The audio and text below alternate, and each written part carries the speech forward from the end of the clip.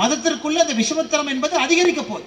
யாரோ தவறான ஒரு மனிதன் தவறான ஒரு செயலை செய்து மறுபடியும் அந்த வன்மம் அதிகரிக்கும். இதெல்லாம் காவல்துறை யோசிக்கணும், அரசு யோசிக்கணும்.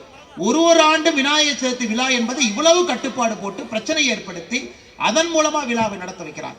இதையெல்லாம் நிச்சயமாக கருப்பண்ணன் சொல்லிட்டாரு அரசியலே பேசக்கூடாதுன்னு. அரசியலே பேசாம சில முக்கியமான விஷயங்கள் உங்களிடம் சொல்ல வேண்டிய கட்டாயம் இந்த நேரத்தில் எனக்கு இருக்கு. ஏன்னா எல்லா மக்களும் எல்லா கட்சியிலிருந்து வந்திருக்கிறீங்க, அது பாராட்டுக்குரிய விஷயம். அன்பார்ந்த பெரியவர்களே, தாய்மார்களே, 33வது ஆண்டுல மிகச்சிறப்பாக நம்முடைய விநாயக பெருமானுக்கு மரியாதை அளித்து கிராமத்திலிருந்து பேட்டையிலிருந்து இந்த பகுதிக்கு வந்திருக்கக்கூடிய அன்பு சொந்தங்களே, மிக பெரிய ஒற்றுமையோடு கடந்த 33 ஆண்டுகளாக முத்துப்பேட்டை என்கின்ற ஒரு அடையாளம் தமிழகத்தில் இந்து ஒற்றுமைக்கான ஒரு அடையாளம்.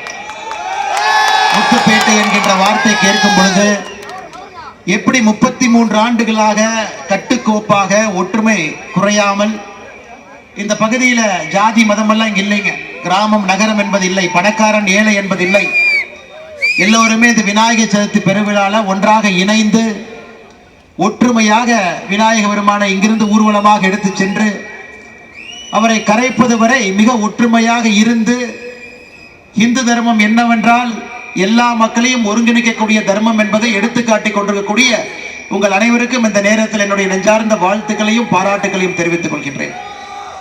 நான் பேச ஆரம்பிப்பதற்கு முன்பு மேடையில் இருக்கக்கூடிய லக்ஷ்மண் ஸ்ருதி 100% மேனுவல் ஆர்கெஸ்ட்ரா அவர்கள் எல்லாம் இங்கே வந்து இவ்வளவு நேரம் உங்களை மகிழ்வித்துக் கொண்டிருக்கின்றார்கள். அவர்களுக்கும் என்னுடைய நன்றியை தெரிவித்துக் கொள்கின்றேன். மேடையில் நமக்காக கடினமாக இவ்வளவு நேரமாக இசையமைத்துக் கொண்டிருக்கூடிய எல்லாருக்கும் என்னுடைய நன்றியை தெரிவித்துக் கொள்கின்றேன். உங்கள் சார்பாக ஐயா அவர்களுக்கு அண்ணா ஒரு ஷால் போடுங்க. ஐயாவுக்கு எல்லாத்தையும் கௌரவிக்க ஐயாவுக்கு கௌரவம் பண்ணிருங்க. மாலை கொண்டு வாங்க ஐயா போட்டுரு. அண்ணா நீங்களே போடுங்க. வாழ்த்துக்கள் அண்ணா, வாழ்த்துக்கள்.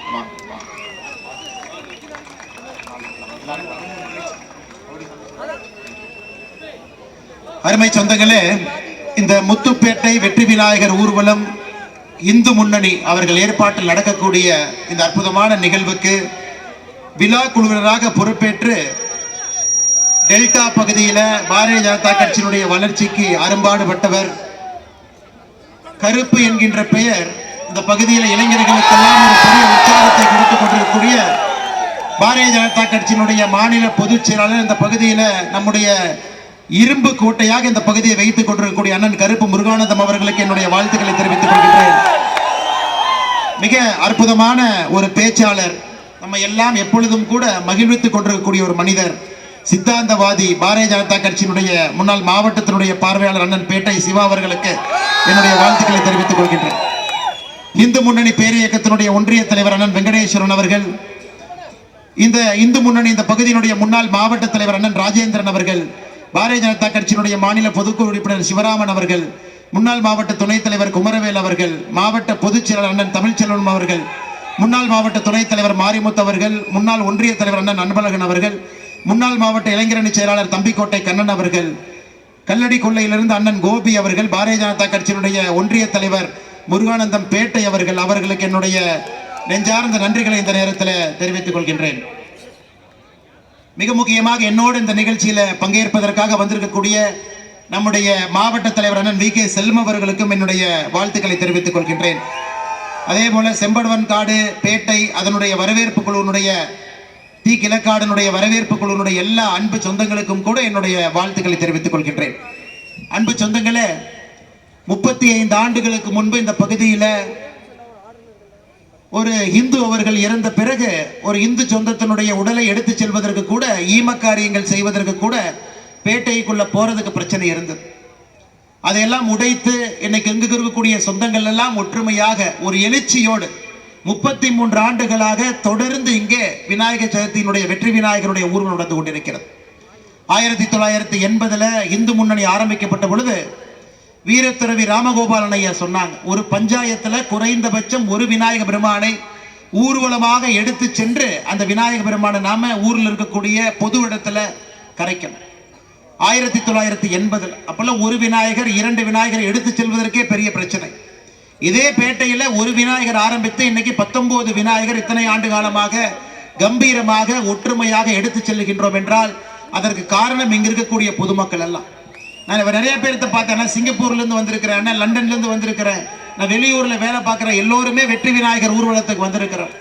தமிழ்நாட்டில் எங்கேயும் இல்லாத பெரும் சிறப்பு முத்துப்பேட்டைக்கு. ஏன்னாங்க ஐயா, இந்தியாவுக்கு வெளியே நாம சில நேரம் போகும் பொழுது இந்த முத்துப்பேட்டையினுடைய இளைஞர்களை அயல் நாட்டுல பல இடத்துல நான் பார்த்திருக்கேன். சிங்கப்பூர்ல மிக அதிகமாக, லண்டன்ல மிக அதிகமாக இந்த முத்துப்பேட்டையினுடைய இளைஞர்கள் பார்த்தீங்கன்னா உழைப்புக்கு பெயர் போனவர்கள், கடுமையாக உழைக்கக்கூடிய இளைஞர்கள். நிறைய இடத்துல, ஹோட்டல்ல, வேற இடத்துல, டிபார்ட்மெண்டல் ஸ்டோர்ல, எல்லா இடத்துலயும் வேலை பார்ப்பாங்க. என்னுடைய ஆசையெல்லாம் வெளியிருக்கக்கூடிய இளைஞர்கள் எப்படி வெற்றி விநாயகர் ஊர்வலத்திற்கு 1 நாள் 2 நாள் 3 நாள் வர முடிகிறதோ, இந்த பகுதியில் தொழில் வளர்ச்சி பெருக்கப்பட்டவுடன் நிச்சயமாக இளைஞர்கள்லாம் இங்க வரணும் அப்படிங்கிறது என்னுடைய கனவுங்க, என்னுடைய ஆசை. நிச்சயமாக ஒரு நாள் அது நடக்கும். அப்படிப்பட்ட கடினமாக உழைக்கக்கூடிய இளைஞர்கள் நம் ஊருக்கு வந்து கடினமாக உழைத்து இந்த பகுதியும் முன்னேறணும், அவங்களும் முன்னேறணும். எல்லாம் வல்ல விநாயக பெருமானதற்கு துணை நிற்கணும். அன்பு சொந்தங்களே, இன்னைக்கு இந்த பகுதி, இந்த முத்துப்பேட்டை சுற்றி இருக்கக்கூடிய 50 கிலோமீட்டர் பாருங்க, ஸ்ரீராம பெருமானுக்கு மிக நெருக்கமாக இருக்கக்கூடிய பகுதி. எங்கேயும் கூட தமிழகத்தில், இந்தியாவில் எந்த ஒரு பகுதியும் இவ்வளவு நெருக்கமாக ஸ்ரீராம பெருமானை கொண்டாட முடியாது. ஸ்ரீராம பெருமான் வனவாசத்தில் இருந்த பொழுதும் சரி, சீதா பிராட்டியை அங்கிருந்து இலங்கைக்கு, இப்ப இருக்கக்கூடிய இலங்கை, அங்கிருந்து திரும்ப கூட்டிக் கொண்டு வருவதற்காக ஸ்ரீராம பெருமான் இங்கிருந்து வேள்வியோடு சென்ற பொழுதும் சரி, இந்த முத்துப்பேட்டை சுற்றி இருக்கக்கூடிய பகுதியை பாருங்க. கோவிலூர் என்கின்ற பகுதியை நாம் அழைக்கின்றோம். இது திரு உசத்தான மந்திரபூஷீஸ்வரர் ஆலயமா இருக்கு. ஸ்ரீராம பெருமான் இங்கிருந்து ராமசேதுவை கட்டி இலங்கைக்கு செல்வதற்கு முன்பு இந்த பகுதிக்கு வந்து மந்திர உபசேதம் இங்கதான் வாங்குறாருங்க ஐயா. உசாவி என்பது அவருடைய காதுல கேட்ட மந்திர உபசேதம். அது கூட இந்த பகுதியில் இன்றியமையாம ராமரோடு கலந்திருக்கக்கூடிய ஒரு பகுதி. இந்து எழுச்சிக்கு மிக அடித்தட்டில் இருக்கக்கூடிய ஒரு பகுதி இங்க இருக்கக்கூடிய உசத்தான மந்திரபூரீஸ்வரர் ஆலயம். அடுத்து பாருங்க, ஸ்ரீராம பெருமாள் இருக்கக்கூடிய ஜாம்பவான் பேர் கொண்ட ஜாம்பவான் ஓடை கிராமம், அதுவும் இங்கே இருக்குதுங்க. அதுவும் வந்து ராமாயணத்துக்கு மிக நெருக்கமாக தொடர்பில் இருக்கக்கூடிய ஒரு பகுதி.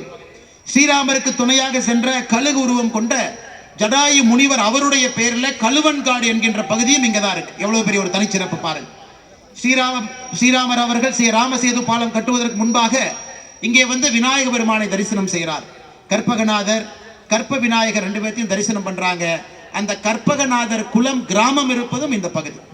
ஸ்ரீராமர் இலங்கைக்கு செல்வதற்கு முன்பு நின்று கொண்டிருந்த கோடியாக்கரை பகுதி. இங்க பாருங்க, இந்தியாவில் எங்கேயுமே ஸ்ரீராமர் அவர்களுக்கு தொடர்பு இருக்கக்கூடிய 6 பகுதிகள் கிட்டத்தட்ட 50 கிலோமீட்டருக்குள்ள முத்துப்பேட்டையை சுற்றி இருக்கு.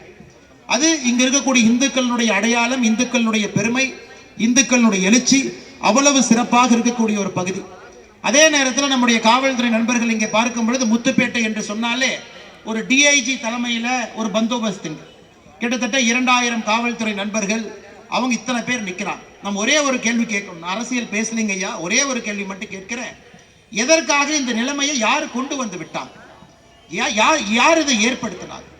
இன்னைக்கு மிக அமைதியாக நடக்க வேண்டிய ஒரு ஊர்வலம், எல்லோரும் கட்டுக்கோப்பாக சகோதர சகோதரிகளாக இந்து சொந்தங்கள் எல்லாம் இங்கே வந்து நின்று கொண்டிருக்கும் பொழுது, இத்தனை காலகட்டம் வேறு வேறு ஆட்சியாளர் அவங்களே பிரிவினைவாதத்தை ஏற்படுத்தி மதத்தை சண்டை போட வைத்து ஒரு மதத்திற்கு சார்பாக ஆட்சியை கொண்டு போய் பல பிரச்சனைகளை ஏற்படுத்தி, இன்னைக்கு முத்துப்பேட்டை விநாயகர் ஊர்வலம் என்று சொன்னாலே தமிழகத்தில் எல்லோரும் திரும்பி பார்க்கக்கூடிய ஊர்வலம். அது எல்லோரும் திரும்பி முத்துப்பேட்டை அன்னைக்கு பார்ப்பாங்க.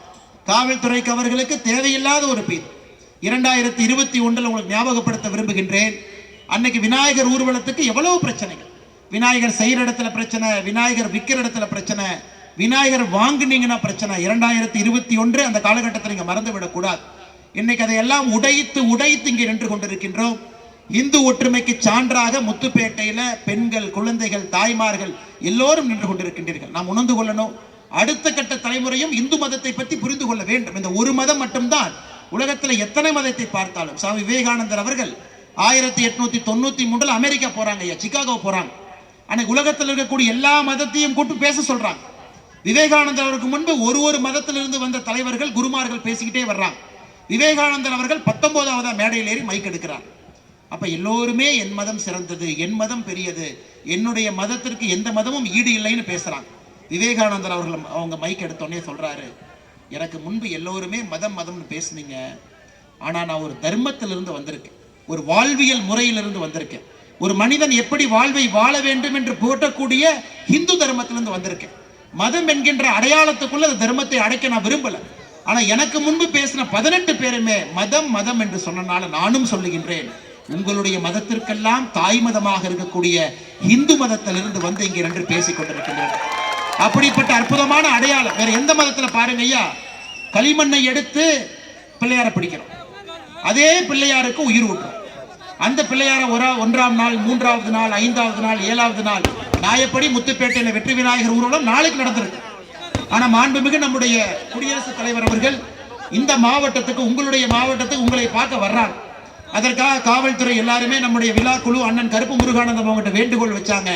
இந்த ஊர்வலத்தை ஒரு நாள் முன்னதாக, எப்பொழுதுமே 7வது நாளாக நடக்கக்கூடிய முத்துப்பேட்டை வெற்றி விநாயகர் ஊர்வலம் 6வது நாளாக நடத்த முடியுமா?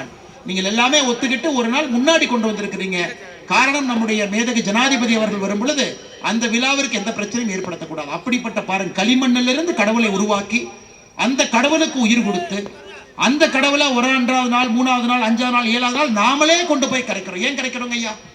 கடவுள் நம்ம வீட்டில் இருக்கும் பொழுது நமக்கு பயன்படுறார். அதே கடவுளை ஊரில் இருக்கக்கூடிய குளத்துல கொண்டு போய் கரைக்கும் பொழுது கடவுள் களிமண்ணாக மாறும் பொழுது விவசாய பெருமக்களுக்கு பயன்படுகின்றார். 365 நாட்களும் களிமண்ணிலிருந்து வரக்கூடிய விநாயகர் மறுபடியும் களிமண்ணாக மனிதன் தோன்றி பிறந்து ஆத்மா மட்டும் அப்படியே இருக்குதுங்க ஐயா. ஒரு இந்து தர்மத்தை மிக ஆழமாக பிரதிபலிக்கக்கூடியது விநாயகர் சதுர்த்தி பெருவிழா. இன்னொரு பக்கம் பெரிய வருத்தம் என்னன்னாங்க ஐயா, தமிழ்நாடு முழுவதுமே புதிதாக ஒரு விநாயகரை நம்ம வைக்கணும் அப்படின்னா ஏகப்பட்ட பிரச்சனை. 10 டிபார்ட்மெண்ட் கிட்ட போய் அனுமதி வாங்கணுங்க ஐயா. 10 டிபார்ட்மெண்ட். நாம ஏதோ தப்பு பண்ற மாதிரி, நாம ஏதோ கொள்ளடிக்கிற மாதிரி, நாம ஏதோ தவறான ஒரு செயல் செய்யற மாதிரி ஒரு புதிய விநாயகரை வைக்கணும்னா 10 பேர்கிட்ட பர்மிஷன் வாங்கணும். 10 பேர். PWD department, electricity department, fire service department, காவல்துறை, தாசில்தார், VA 10 பேர்கிட்ட அனுமதி வாங்கி கஷ்டப்பட்டு ஒரு விநாயகர். இன்னைக்கு முத்துப்பேட்டையில ஆண்டாண்டு காலமாக 19 விநாயகர் அப்படியே இருக்கிறாங்க. ஆனா மக்கள் தொகை அதிகமா இருக்கு. இளைஞர்கள் விநாயகரை வைத்து கும்பிட வேண்டும் என்று நினைக்கின்றார்கள். ஒரு கிராமத்துக்கு போறாங்க. இதையும் அரசு யோசிக்கணும். இந்த ஒரு விழா மட்டும்தான் மக்களை இணைக்கக்கூடிய விழா.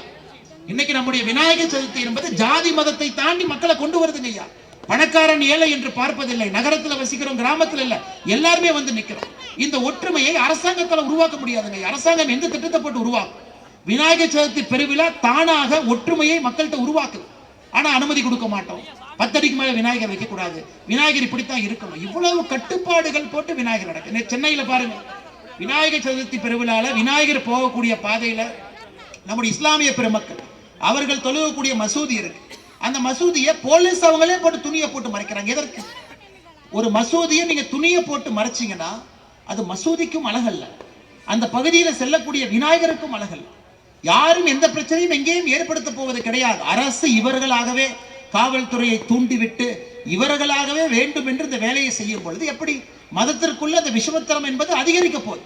யாரோ தவறான ஒரு மனிதன் தவறான ஒரு செயலை செய்து மறுபடியும் அந்த வன்மம் அதிகரிக்கும். இதெல்லாம் காவல்துறை யோசிக்கணும், அரசு யோசிக்கணும். ஒரு ஆண்டு விநாயகர் சதுர்த்தி விழா என்பது இவ்வளவு கட்டுப்பாடு போட்டு பிரச்சனை ஏற்படுத்தி அதன் மூலமா விழாவை நடத்த வைக்கிறாங்க. இதையெல்லாம் நிச்சயமாக இரண்டா கருப்பணன் சொல்லிட்டாரு, அரசியலே பேசக்கூடாதுன்னு.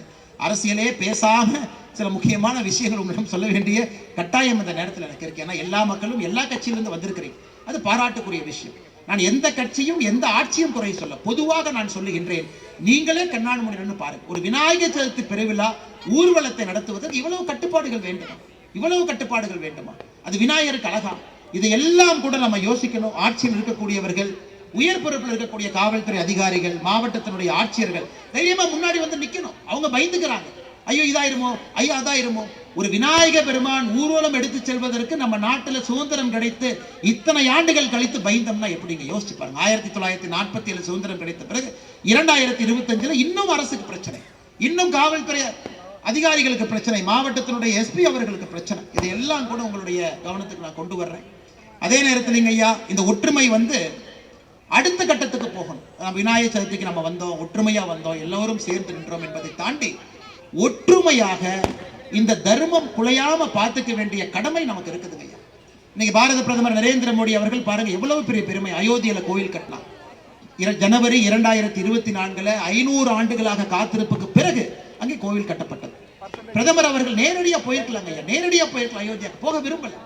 அந்த பிரதமருக்கு தெரியும் இந்து மதம் இந்தியாவை ஒன்றாக பிணைத்திருக்கிறது. அந்த மனுஷன் 9 நாள் விரதம் இருக்கார். அதுல 2 நாட்கள் தமிழ்நாடு வர்றார். தமிழ்நாட்டுக்கும் ராமபெருமானுக்கும் மிக அதிக தொடர்பு, அதிக சம்பந்தம் இருக்கு. ராமபிரான் எங்கெல்லாம் போனாரோ அங்கெல்லாம் பிரதமர் போறார். எல்லாம் முடிச்சுட்டு அயோத்தியாவுக்கு போறார். நாம் புரிந்து கொள்ள வேண்டும், நம்முடைய நாட்டுல நம்முடைய தர்மத்தை நாம எந்த தர்மத்துக்கும் எதிரி இல்லைங்க ஐயா. எல்லாரும் அவங்கவுங்க மதத்தை நல்லா சாமி கும்பிடணும், நல்லா கொண்டாடணும். அதே நேரத்துல நாம் இருக்கக்கூடிய தர்மத்தை விட்டு கொடுக்க வேண்டிய அவசியம் யாருக்கும் இல்லை. இன்னைக்கு பள்ளிக்கூடத்துல ருத்ராட்சம் போடக்கூடாது, பள்ளிக்கூடத்துக்கு போகும்போது திருநூறு வைக்கக்கூடாது, பள்ளிக்கூடத்துக்கு போகும்போது இவ்வளவு கட்டுப்பாடுகள் குழந்தைக்கெல்லாம் விதிக்கும் பொழுது ரொம்ப தவறா இருக்கு. இந்த மதத்திற்கு அழிவும் இல்லை, ஆரம்பமும் இல்லை. இது ஆண்டாண்டு காலமாக ஆயிரக்கணக்கான ஆண்டுகளை தாண்டி நிற்கக்கூடிய தர்மம். சுவாமி விவேகானந்தர் அவர்கள் சொன்னது போல, நீங்கெல்லாம் மதம் மதம் என்று சொல்கின்ற காரணம், நான் தர்மத்திலிருந்து வர்றேன், நாயன் தர்மத்தை பார்க்கக்கூடிய வாழ்வியல் நெறியிலிருந்து வர்றேன். நீங்கள் மதம் என்று சொன்னாலும் நானும் சொல்லுகின்றேன், உங்களுடைய மதத்திற்கெல்லாம் தாய் மதத்திலிருந்து வந்திருக்கின்றேன் உரை ஆரம்பிச்சார். அதை இன்னைக்கு அரசுகள் உணர்ந்து கொள்ள வேண்டும். பள்ளிக்கூடத்துல எல்லோருமே அவர்களுடைய மத அடையாளங்கள், யாரையும் தடுக்கலைங்க. திருநூறு வைக்கல எந்த தவறும் கிடையாது. அந்த குழந்தைக்கு ஆன்மீக நெறி, அந்த குழந்தைக்கு ஒரு தப்பு எது சரி எதுன்னு சொல்லி கொடுக்கணும். ஒரு ருத்ராட்சம் போடல எந்த தவறும் இல்லை. அதை இன்னைக்கு பள்ளிக்கூடத்தில் பிரச்சனை ஏற்படுத்துறாங்க. அதையெல்லாம் கூட இது போன்ற ஒரு அற்புதமான விழாவில் நாம் சேர்ந்திருக்கும் பொழுது பேசுவதற்கு நமக்கு ஒரு வாய்ப்பு. வேற எந்த பண்டிகையில் நம்ம சேருவோங்க ஐயா? நம்ம எல்லோருக்கும் வேலை இருக்கு, எல்லோரும் கடினமா உழைக்கிறீங்க, எல்லோருமே பிஸியா இருக்கிறீங்க. இது போன்ற பண்டிகையில மட்டும்தான் நம்ம எல்லாரும் ஒன்னா வந்து சேரும். அந்த காலத்துல சினிமா தியேட்டருக்கு போறீங்க, அதுவும் போறது இல்லை. முதல்ல வார சந்தை இருந்தது, அதுக்கும் நம்ம போறது இல்லை. இன்னைக்கு இது போன்ற சதுர்த்தி விழாவில், இது போன்ற பெருவிழாவில் தான் நாம் எல்லோரும் ஒன்றாக இணைந்து நம்முடைய தர்மத்தை, நம்முடைய மதத்தை பேணி காட்பதற்கு, பாராட்டுவதற்கு, போற்றுவதற்கு நமக்கு ஒரு வாய்ப்பு. அதனால் நிச்சயமாக இந்த விழாவில் பங்கேற்கக்கூடிய எல்லா அன்பு சொந்தங்களும் கூட கொஞ்சம் கவனம் கொடுத்து இந்த தர்மத்தை இன்னும் வலிமையாக, இன்னும் ஆழமாக நீங்கள் கொண்டு செல்ல வேண்டும். குறிப்பா இளைஞர்கள், நம்முடைய இளைஞர்கள் இன்னைக்கு எவ்வளவு ஆர்வமாக முத்துப்பேட்டை கருப்பண்ண கடந்த 3-4 ஆண்டுகளாக பார்த்து கொண்டிருக்கின்றேன், நான் பார்த்து கொண்டிருக்கின்றேன். மிகச் சிறப்பாக பேட்டை சிவானில் இருக்காங்க, மிகச் சிறப்பாக இது நடந்து கொண்டிருக்கிறது. இன்னைக்கு இளைஞர்களுக்கு ஒரு வேண்டுகோள், இந்தியா முழுவதுமே, ஏன் தமிழ்நாட்டில் அதிகமா ஏரி குளங்கள்லாம் தண்ணி இல்லைங்கய்யா, வத்தி போச்சு. இன்னைக்கு விநாயகரை கொண்டு போய் நம்ம கரைக்கணும்னாவே சென்னையெல்லாம் பார்த்தீங்கன்னா தண்ணி லாரி கொண்டு வந்து குளத்துக்குள்ள தண்ணி விட்டு விநாயகர் கரையும் அளவுக்கு தண்ணி விட்டு விநாயகர் கரைந்த பிறகு கிளம்பி போயிடுவாங்க. அது விநாயகருக்கு நம்ம செய்யக்கூடிய அவமானங்கய்யா. அரசு எல்லா இடத்துலையும் தோத்துட்டாங்க. விவசாயத்தை பொறுத்தவரை வேலை செய்யல. ஆனா இன்னைக்கு இளைஞர்கள் ஒரு சேலஞ்ச் எடுத்துக்கணும். முத்துப்பேட்டை சுற்றி இருக்கக்கூடிய பகுதியில நாம் ஏரி குளத்தை நாம சுத்தம் பண்ணுங்க ஐயா. நாம ஏரி குளத்தை உள்ளூர்ல இருக்கக்கூடிய இளைஞர்கள் எவ்வளவு ஆர்வமாக இந்த விழாவில் இருக்கிறீங்களோ, நீங்க ஒரு ஜேசிபியை கொண்டு போய் ஒரு 100 இளைஞர்கள் போய் ஒரு குளத்தை சுத்தம் பண்ணி, குளத்தை கொஞ்சம் தோண்டி தூர்வாரி தண்ணி வரக்கூடிய பாதைகள் எல்லாம் நேர்படுத்தி வைக்கணும். மழை பெய்யும் பொழுது தண்ணி தேங்கும். ஒரு குளத்தை பாதுகாக்க வேண்டிய கடமை. அதனாலதான் பெரியவர்கள் விநாயகர் சதுர்த்தி அன்னைக்கு குளத்துல போய் நம்ம கரைக்கிறோம். ஏன்னா ஊர்ல குளம் இருந்தால்தான் ஊருக்கு அடையாளம், ஊர்ல குளம் இருந்தால் தான் விவசாயம் பெருகும். அந்த குளத்துல நாம களிமண்ணை போய் சேர்த்தாதான் அந்த குளத்துக்கு அழகு. அதனால் நிச்சயமாக அடுத்த ஆண்டுக்குள்ள எல்லா இடத்திலும் நம்முடைய சொந்தங்கள் குளம் எங்கெல்லாம் இருக்கோ, ஏரி எங்கெல்லாம் இருக்கோ, நீங்க உள்ள இறங்கி சுத்தம் பண்ணி அதுல நீர்நிலையை தண்ணீர் தேக்கும் அளவுக்கு நீங்கள் ஏற்படுத்தி கொடுக்கணும். இளைஞர் சக்தி இங்க நினைச்சா அது முடியும். நானும் வந்தேன், மைக் இருக்கு, 4 வார்த்தை பேசணும் இல்லைங்க ஐயா. இளைஞர்களுக்கு ஒரு அறிவுரை சொல்ல வேண்டிய கடமை நமக்கு இருக்குங்க ஐயா, நாமளும் செய்யணும். இளைஞர்கள் நினைத்தால் எதை வேண்டுமானாலும் செய்ய முடியும். கண்டிப்பா நம்ம ஊர்ல ஏரி குளத்தை இளைஞர்கள் நீங்க கையில் எடுக்கணும். அதை நீங்க சுத்தம் பண்ணி தண்ணி இருப்பளவு கொள்ளளவு கொண்டு வருவதற்கு நீங்கள் ஏற்பாடு செய்யணும். அது நிச்சயமாக இங்க இருக்கக்கூடிய இளைஞர்கள் நீங்க செய்யணும். அதே நேரத்தில் விவசாய பெருமக்கள், திருவாரூர் இந்த பகுதி முத்துப்பேட்டை எல்லாம் பார்த்தீங்கன்னா அப்படியே பச்சை பசேல்னு கண்ணு கெட்டிய தூரம் வரை வயல்காடுகள் இருக்கக்கூடிய பகுதி. நம்முடைய பாரத பிரதமர் நரேந்திர மோடி அவர்கள் விவசாயிகள் மீது ஒரு பெரிய கண்ணு வச்சு வேலை செஞ்சுட்டு இருக்கிறாங்க. குறிப்பாக தமிழகத்தில் இன்னைக்கு 6000 ரூபாய் விவசாய பெருமக்களுக்கு 22 லட்சம் பேர்த்துக்கு வருஷம் 6000 ரூபாய் பணம் வருதுங்க ஐயா.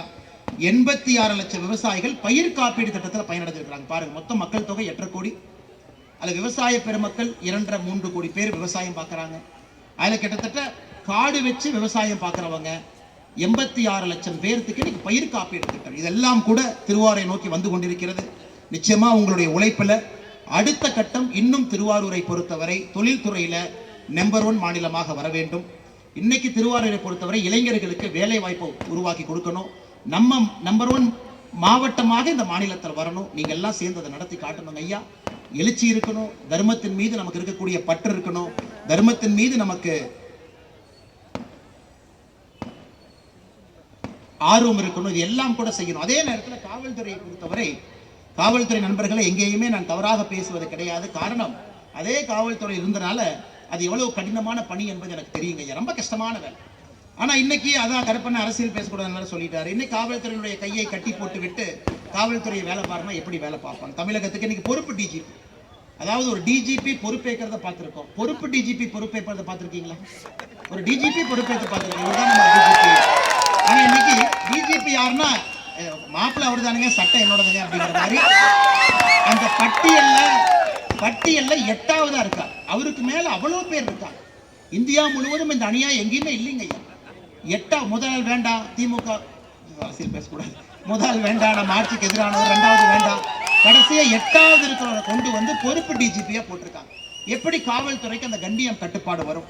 இன்னைக்கு பாருங்க, திருவாரூர் ஊர்வலத்துல நம்முடைய இந்து முன்னணி தொண்டர்கள் மீது இங்க இருக்கக்கூடிய டெபுட்டி சூப்பரண்ட் ஆஃப் போலீஸ் அடி நடத்தி ஒரு மண்டையை உடைச்சிருக்காங்க. இதெல்லாம் தேவையில்லாத வேலைங்க.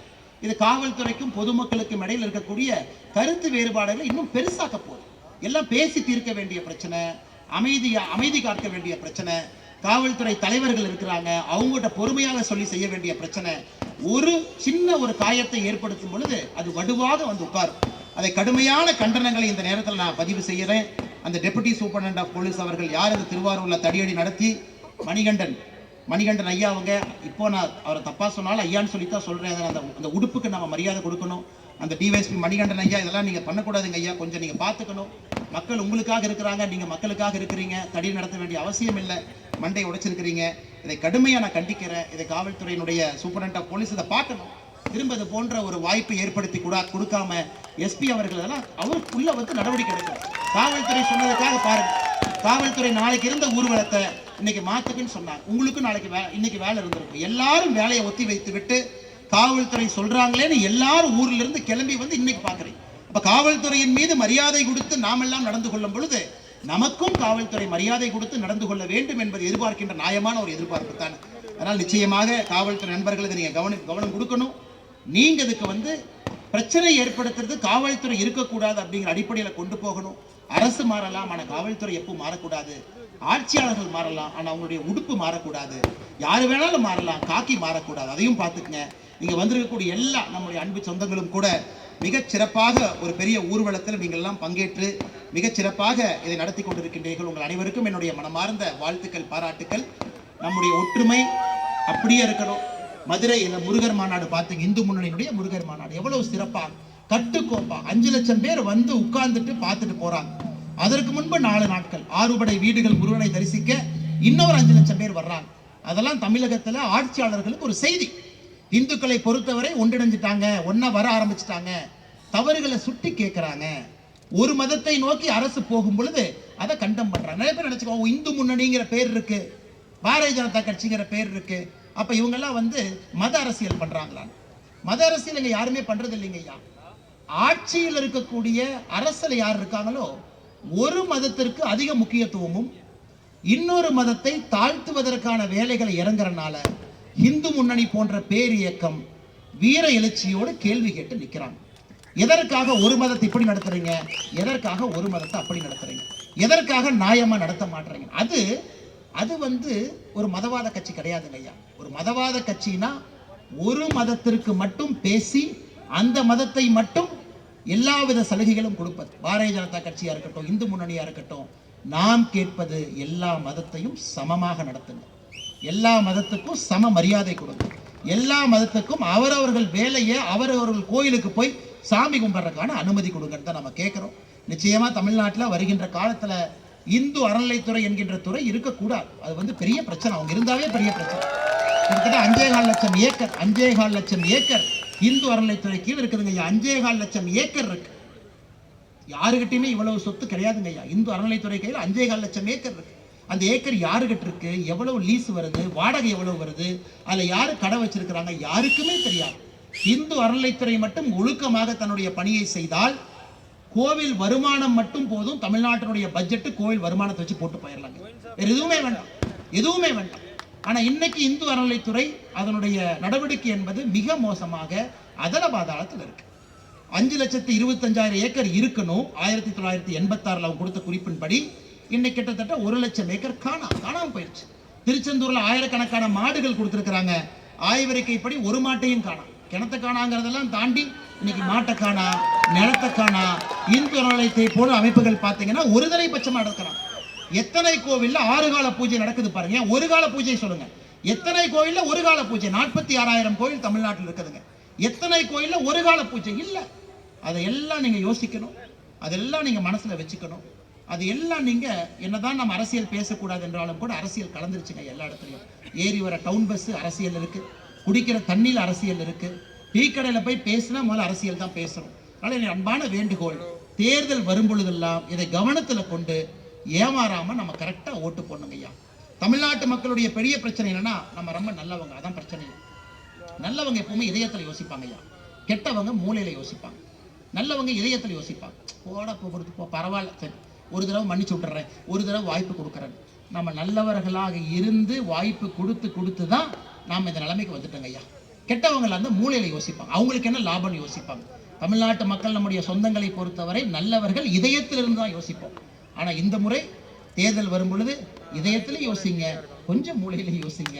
நமக்கு என்ன லாபம், நம்ம தர்மத்துக்கு என்ன லாபம், நம்ம ஊருக்கு என்ன லாபம்னு யோசனை செய்து நீங்கள் வாக்களிக்க வேண்டும் என்கின்ற அன்பான வேண்டுகோளை வைத்து, மேடையில் இருக்கக்கூடிய எல்லா அன்பு தலைவர்களுக்கும் இந்த நேரத்தில் மறுபடியும் என்னுடைய நெஞ்சார்ந்த வாழ்த்துக்களை தெரிவித்து, மிக சிறப்பாக நடந்து கொண்டிருக்கக்கூடிய இந்த ஊர்வலம் என்பது தமிழகத்தில் எல்லோருக்கும் முத்துப்பேட்டை என்கின்ற மையப்புள்ளியை மேப்பில் பதிய வச்சுட்டீங்க.